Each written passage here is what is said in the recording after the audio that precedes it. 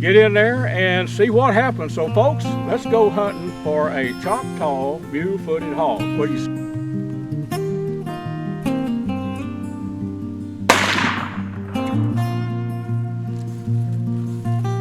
Gonna try it 25 and shooting about an inch slow at 25. I'm gonna try it at 100 and see if I can hit the target down there. I'm satisfied with where it is. I can always bring it up just a little bit. Welcome to A Sportsman's Life.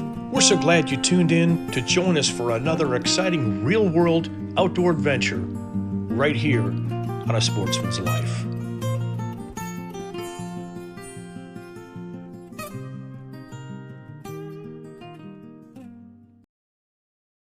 Well, friends, I am here with my good compadre, Mr. Wysoon, and we are about to embark on a hog hunt, but not just a hog hunt. We're going to go for the Choctaw mule-footed hogs. Larry? The Choctaw mule-footed hogs were some of the original hogs that were brought over by the Spaniards many, many years ago when they first started coming to what was then the New World. And some of them got away, and some of them they ended up in some of the Choctaw country, which used to be down in the very southeast, and the Choctaws later moved to Oklahoma. Well, some of those hogs trailed along with them through the Vale of Tears, or whatever, the Trail of Tears, that they came over here. So these are really unique hogs. They're mule-footed, which means essentially they have a hoof just like a horse does. They don't have a split hoof, and they have wattles, a little kind of string-like thing that hangs down on the bottom of each of these jaws. Not as big as most hogs. Right.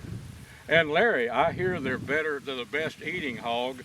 I think we're not going to shoot, I don't think we're going to find a big hog, maybe 100-pounder, but they're just not that big. I'll be honest with you, friends, and Larry knows this. I love to hunt deer, but to me, I'm going to get this rascal mount if I'm lucky enough to get one. He's going on the wall, as they say. And the plan, they're in a thicket area down there telling us, and we know where to go, where they're bedded. But they, like any hog, they have a propensity for bait, right? And we have some. They like corn, but they also like the Vineyard Max that we have here. I think they're going to go for our Vineyard Max. I can assure you they will. They will. Yeah, they can smell it. See, so we're going to bait an area and set up maybe a pop-up blind. Get in there and see what happens. So folks, let's go hunting for a Choctaw mule-footed hog. What do you say? On the Choctaw Hunting Lodge. Exactly.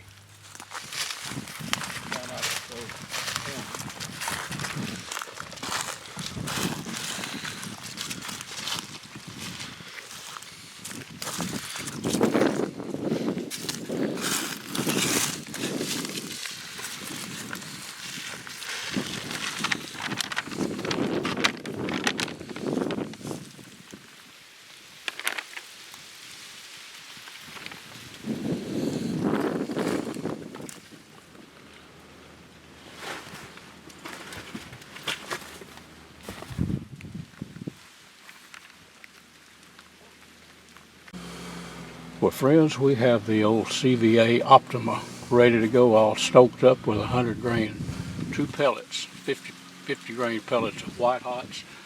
We're hoping those hogs will come into that Vineyard Max just out. It'll be an easy shot, a close shot, but it may happen quick, so hopefully we can get the camera on it. I guess it's time to quieten down and see what happens. Looking for a Choctaw mule-footed hog hard right now.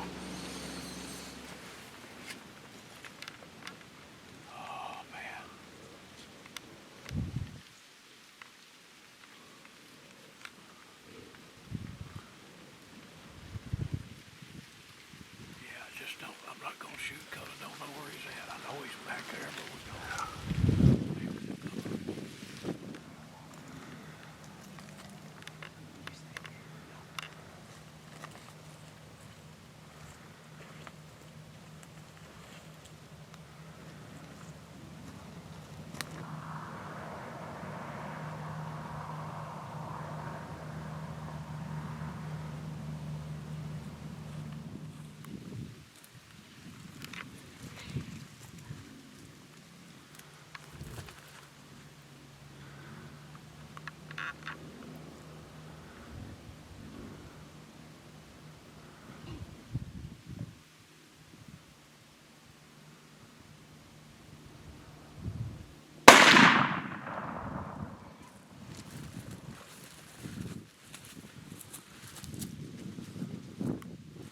I tell you what, if the feed doesn't work, a stalk will sometimes work. Yes, sir.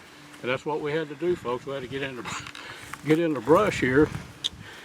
The old CVA Optima did the number. I say it did. I think we've got a dead hog right over there. Let's go look. What do you say? Brought to you by Dallas Safari Club, Conservation, Education, and Hunter Advocacy. Hornaday, accurate, deadly, dependable. Taurus Firearms, maker of the Raging Hunter. Stealth Vision, high-tech precision-driven equipment tailored for the modern hunter.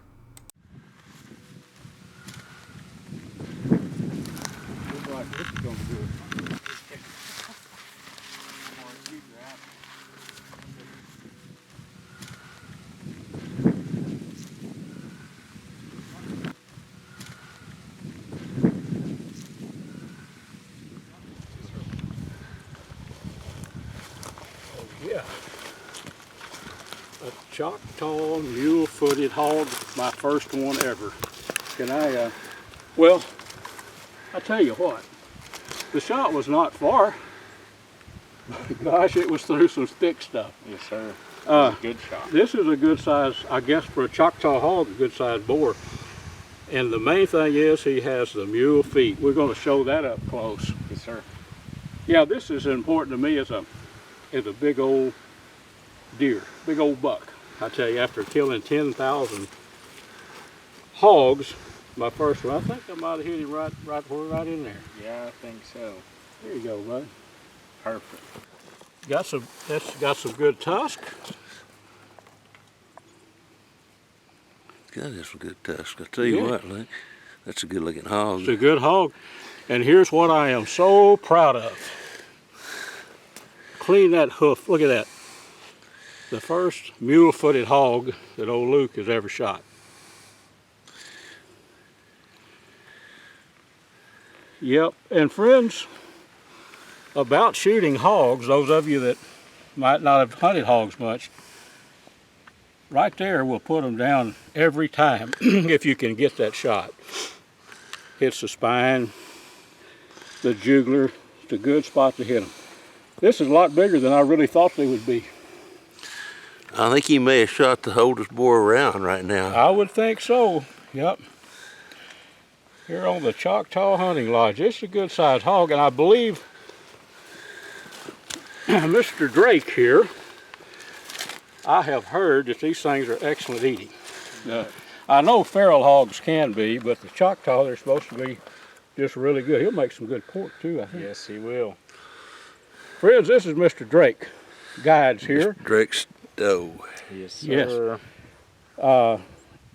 Taxidermist too, but I think we lucked out and I got probably the biggest boar in the bunch, maybe. I think so.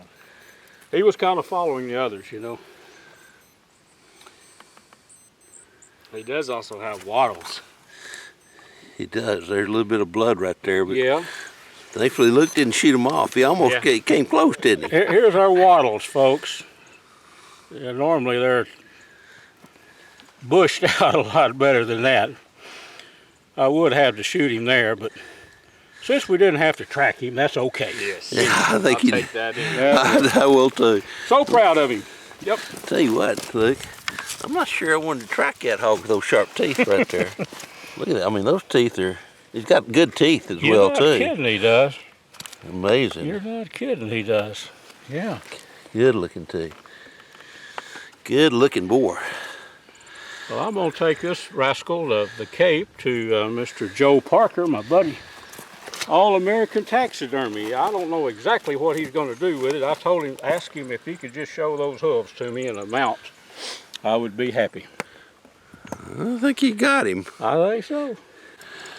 And he's got all 4 feet are that way. That was the first thing I looked at. I walked up on him here, but All 4, yep. yeah, all 4 feet. And like I say, he's got the wattles. Right there, a little bloody right now. Got good teeth. Mm-hmm. Good teeth. All right. Well, Larry, if they don't come to bait, we have to take the hunt to the hogs. Right? That's right. Well, we had them baited to a right area, and then we just put a stalk on them Yep. after that They kind of obviously thing. found that feed. Oh yeah, they knew Smelled it. exactly where the Vineyard Max. Of course, there's corn there too. But Yep. I've noticed these hogs and everything on Choctaw hunting lodge seems to like Vineyard Max. So I think the hogs did a good job on it as well As too. they do in West Texas and every place else. Absolutely. Honestly, they do that stuff. A Sportsman's Life is also brought to you by Mossberg, American Built, American Strong, The YO Steakhouse, Catch and Release Apparel, AGM Global Vision, your go-to for thermal hunting scopes and spotters, Pyramid Air, your one-stop shop for everything air guns.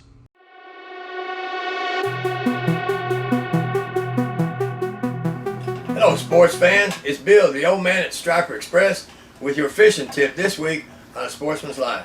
Last week, I showed you the dead sticking jigs. That's 1.5 ounces. That's a heavy jig. Circus colors, I call them, bright. That's a 5-inch sassy shad, white glow, glows underwater. Now, what we do is you go out there and you find your fish at 30 foot of water. You're going to go pulls. 1, arm's length.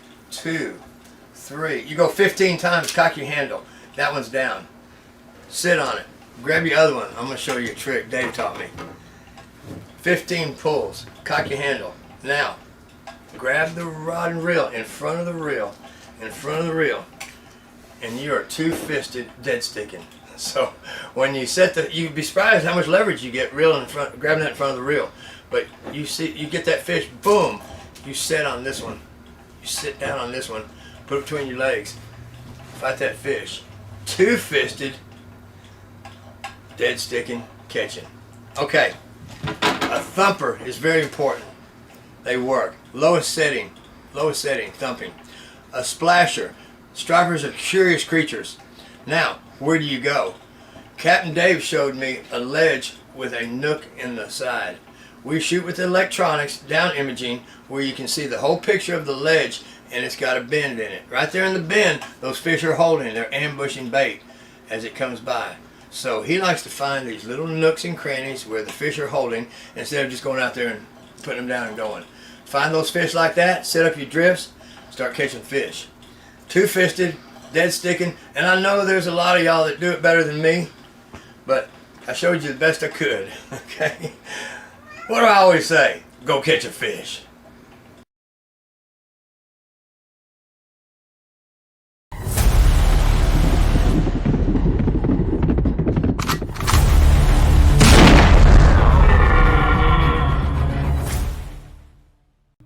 A special thanks to these fine sponsors, Vineyard Max Deer Products, and the Anchor Inn and Marina on beautiful Lake Tawakoni, 1 hour east of Dallas.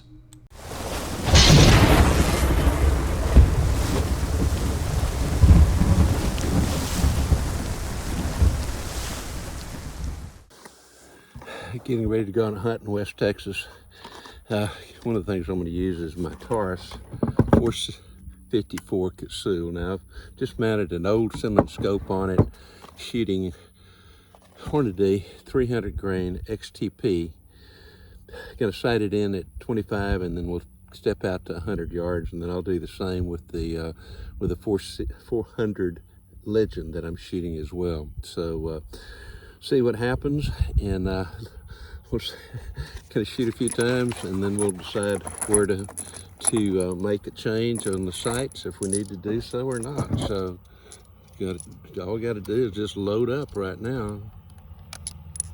I'll show you these loading it. This is a 5-shot, and the 5-shot will do pretty much everything you need to do. I shot this thing a lot in the past. This thing being a Taurus Raging Hunter 454 Kazoo. Again, shooting Hornady XTP 300 grain. Back actually. Oh man, that's gonna look pretty good right there. If I can just turn that up maybe a little bit. Crank the scope around a little bit. I'll try this. I want to try to get the solid arrest. Don't have all my good stuff with me today, so we're having to kind of do some makeshift stuff here.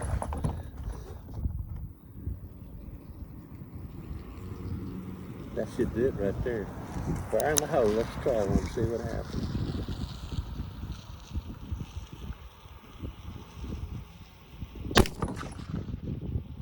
And it hit perfectly where I wanted to, but about 6 inches to the left. Gotta make some adjustments real quickly and try to come over to a long way to the left. So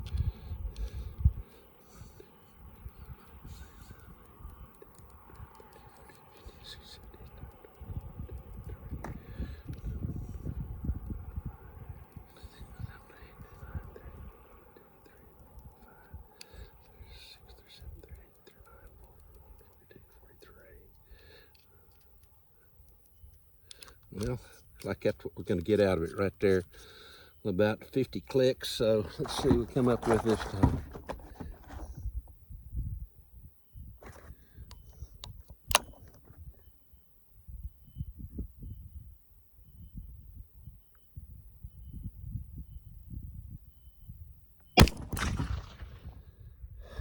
Still shooting a little bit to the left, like it looks like. Gonna try it 25. It's shooting about an inch slow at 25. I'm gonna try it at 100 and see if I can hit the target down there. I'm satisfied with where it is. I can always bring it up just a little bit, but it's almost dead on there weather-wise. And again, using the rest that I have here is less than desirable, but sometimes you gotta do what you gotta do.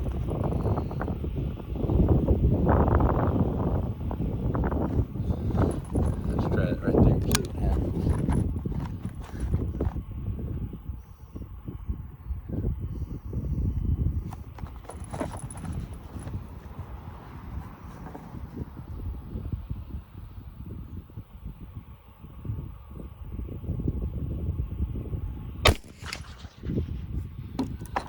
See, we got it 100.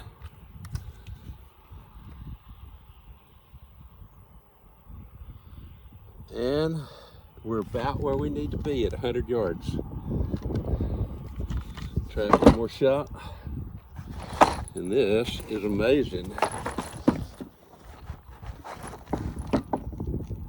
Find a sweet spot there where I got a good solid rest. That'll be better right there.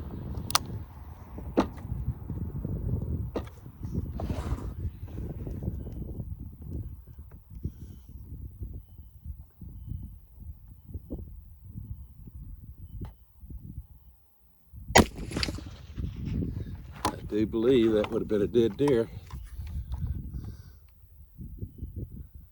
And that would have been a dead deer. So I think we're pretty good on the pistol. Folks, this segment was brought to us by Gearhead Archery, Smoke in Tex Electric Smokers, Snaplock Hunting Blinds, YO Ranch Headquarters, Ultramatic Feeders, and Catfish Pro. Tune in next week for some more real-world outdoor adventures right here on A Sportsman's Life.